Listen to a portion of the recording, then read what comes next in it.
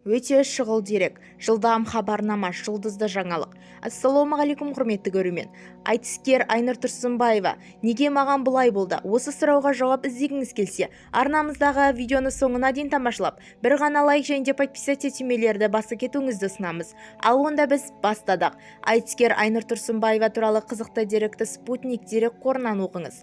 Айнұр Тұрсынбаева 1977 жылы бұрынғы Семей облысы Ақсауат ауданы Көкшара ауылында, қазіргі Шығыс Қазақстан облысы Тарбағатай ауданында қарасты ауылдардың бірінде дүниеге келген.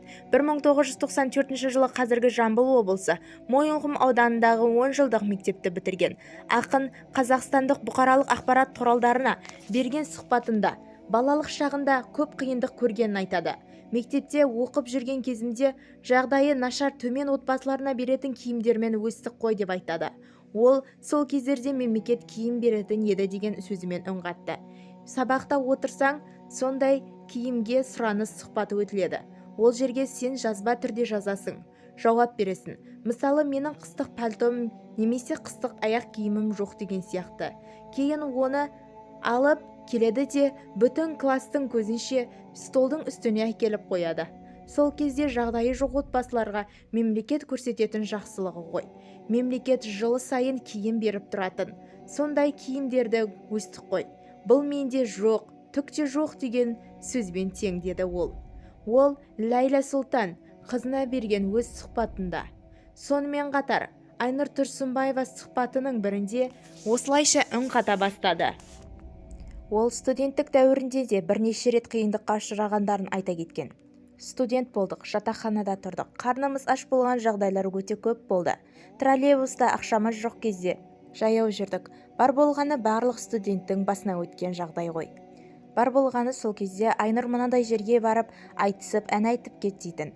Сол кезде барып әнімізді шырғап қайта беретінбіз. Сол кездері нан да жоқ, қант та жоқ, ертесіне не жеймін деген ойменен ұйықтайтын күндерім де болды ғой. Қазіргі күнде Айнұр Тұрсынбаева тұрмысқа шыққан, бір ұлы және де бір қызы бар. Яғни күйеуі Жамбыл облысы басшылық қызметін атқарған.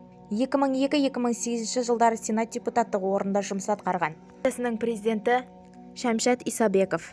Жолдасым көп аузына түсуді отбасымыздың көп аузына түсуіне қарсы. Мен таңдауды сәттілі жүзеге асырғанмын. Алайда ол өмірде де, отбасыда да жақсы тұрақты адам. Менің ғана емес отбасымызға тірек болсын деп Алладан сұранып отырамын. Алла тағала барлық келіншекке әйел бақыты несіп етсін деп үн қатады Айтыс Қазақстан порталында өзіне тапсырған сұрауламасында. Айтыскер ақын Айнұр Тұрсынбаева бірінші рет 1991 жылы Қайрат Рысқұлбековке қарсы айтысын айтады. Сол кезде ол ел алдына түскен айтыскер ақын қыз атанды. Сонымен қоса ол Төле би 300 жылдығына арналған айтыскерлер жарысында жүлделі 2-ші орынды иеледі. 1994 жылы Абай атындағы кеште жүлделі 1-ші орынды иелеп халық аузына түскен айтыскер қыз атанды. Ол Жамбылдың 150 жылдығына арналған кеште жүлделі орындардың қатарында көріне бастады. Айнұр Тұрсынбаева айтыскер ақындардың арасында жұмсақ даусыменен, асыға үн қатпастан жайлап қана жіберіп ән айтуыменен, тымнық көңілменен халықтың алдында олардың көңілін иелей бастады. Мен бар болғаны айтыста қанша көлік ұтып алғанымды айттым. Айтыскер ақын айтыстан ұтып алған көліктерінің санын өз сұхбатында айта кетті. Яғни ол осы уақытқа дейін 34 көлік ұтып алған және олардың әрқайсысын қарсыластеріменен болған. Оны сый тартқан күндерімде болды. Талай көлікті сатып та жібердім. Бірақ мен ақшаға салақпын. Қанша көп табыс тапсам, бүгін тапсам, ертеңге жоққа шығарамын. Алайда менің жоқшылыққа ұшыраған күндерім өте көп болды деп айтыскер ақын өзінің эфир жүргізушілеріне берген сұрауламасында. Сонымен қоса айтыскер осы уақытқа дейін тұрақты жұмыс атқармағанын айтып өтеді. Менің жасым 40-қа келді. Алайда мен әлі күнге дейін ұзақ уақытта тұрақты жерде жұмыс істегені есімде жоқ. Көпшілік айтысты менің кәсібім деп ойлайды екен. Алайда кәсібім емес, айтыс менің өмірім дейді Айнұр Тұрсынбаева. Және де ол осы уақытқа дейін айтысқан болса, оларға қарсыластарының бәрін өзінің жанұясындай көретіндігін, олардың бәрі оның жанұясы отбасындай болатындығын түсіндіре айтып өтті. Айнұр Тұрсынбаева психологияны терең меңгеріп, өзінің өмірінде болған құлазықтарға, бұлардың бәріне не себеп болды, неліктен бұлай болды деген сұрақтарға өзіме жауап іздедім. Кейіннен білсем, бұның бәрі өзімнен екен. Психологияны қанша терең үйренсең, өзіңнің неге айыптар екеніңнің бәрін түсінеді екенсің. Осыдан кейін менің өмірім жақсы жаққа өзгеріп, нұрлана бастады, дейді Айнұр Тұрсынбаева. Және бір бөлек әңгіме. Айнұр Тұрсынбаеваның айтатын әңгімесі. Мен осы уақытқа дейін адамдарға әңгіме айтып жатса бір кетіп басқа сөзді айтып жіберемін. Одан кейін олар менен ренжіп жүреді. Алайда менің көңілімде ешқандай қара ой жоқ еді.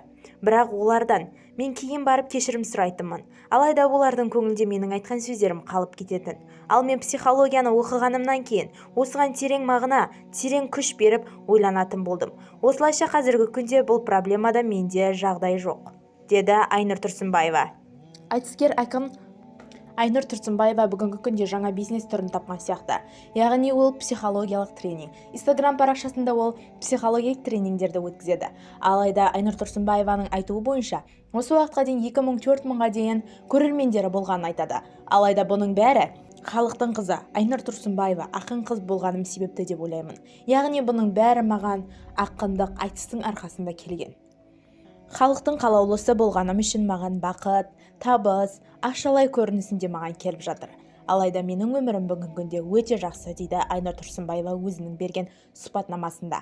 Бізді тамашалауды жалғастырыңыз және де жұлдыздар жаңалықтарды алғашқылар қатарында біліңіз келсе, каналымыздағы подписаться және де бір ғана лайк түймелерін басып видеоролигімізді соңына дейін қарауыңызды ұсынамыз.